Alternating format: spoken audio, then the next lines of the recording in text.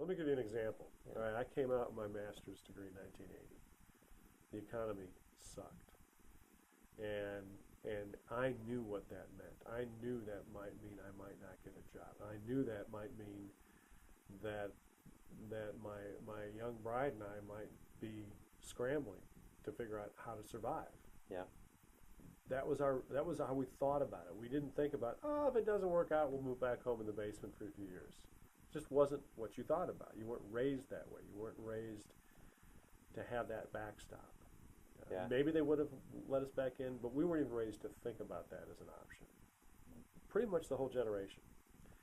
And so fast forward now, and I see students in this current economy, and I mean, I literally sent out 150 applications for jobs in the old days, and I applied and I interviewed for anything and everything I possibly would with an MBA in finance from a pretty good finance program. Because Wow. I knew I knew what failure meant. We had contests to see who would have the most rejection letters plastered on the walls. And See, that's what we miss. That's what this is about. That's what education is about. I was about a distant fifth in that competition. We had one guy who had over 300 letters plastered all over his walls. This is obviously when people were sent letters and resumes. Right. Mm-hmm. So, I mean, those letters you speak of. I know, yeah, and we were desperate. I mean, just desperate to find something. And now, fast forward to today, we have an equally sucky economy, and there's still this casualness, and I find out about a job, and I'm thinking, I'll have 20 students, 30 students, wanting to look at this, and maybe it's not the perfect job, but it's a pretty good job in a pretty decent company, and the pay's not bad.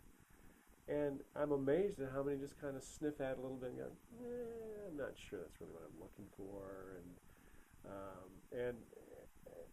and I think there is this kind of in the back of their mind, this notion, well, I can move back home for a few years, and it'll be okay. And a lot of them say that. Well, I even have students who say, well, I'm not going to really start looking until August. I'm going to take the summer and travel a bit and kind of move back home for a while and I'll build my base. I'll start looking for work. And I'm thinking, boy, that's just so foreign. Once I moved out, when I went to college, I never thought about going home. Yeah. Ever. Yeah, there's another side of that too, and I know that this is a lot of my friends when we graduated, in 2008, that we thought, I mean, it really was. There's a lot of pride in it. Yeah. Like we thought that, and these are the subtleties that I was talking about. That we come out of college because it was the recession was just occurring. Right. So we didn't understand. Well, you graduated out ahead of it a little bit. Right. Yeah, and we didn't. And I guess we just didn't quite understand what that would even mean for us. Right. And we were thinking that we wouldn't have any problem getting jobs, but at this point they were already starting to dry up, and the ones that were actually go-getters, went out and got those jobs and pretty much dried them up by the end of that summer, and and then it all hit, and then we were all angry, right, at the fact that we were all, I was, a supervisor at a hotel working with, valets and bellhops.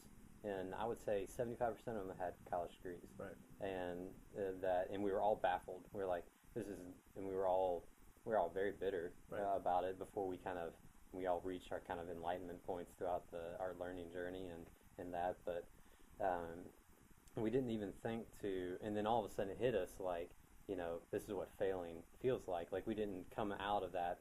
We didn't see it coming at all. And then it almost took us a second to be like, we definitely could have had more to say about this, right, kind of a thing. Because we definitely, we were only applying to jobs that we really wanted, and we were wanting, $35,000-$40,000 right out the door, kind of a thing, and it was, So we learned that, and it hurt, and then now we're like, and I feel like I kind of like rubber band back from that of saying, oh, well, that's what failure is like. Now I'm afraid of it, kind of a thing, because I wasn't used to it. Right. Right out. So, Yeah, so we really want to try to reverse that because it's not. I like that letters on the wall thing. That's just the fact. It's not the fact that you're making a joke of oh, we've gotten this many rejection letters kind of a thing, but it's the fact that you understand that that's going to occur, that it's going to happen, failure, and it's no big deal. It's kind of a that's thing. what the good salesperson understands. Yeah. I mean, a really good person in sales understands that, and they know they're going to have to get 10 no's to get one yes, and Yeah. so you just kind of brush yourself off and move on to the next one, and eventually the right one's going to come along. I think.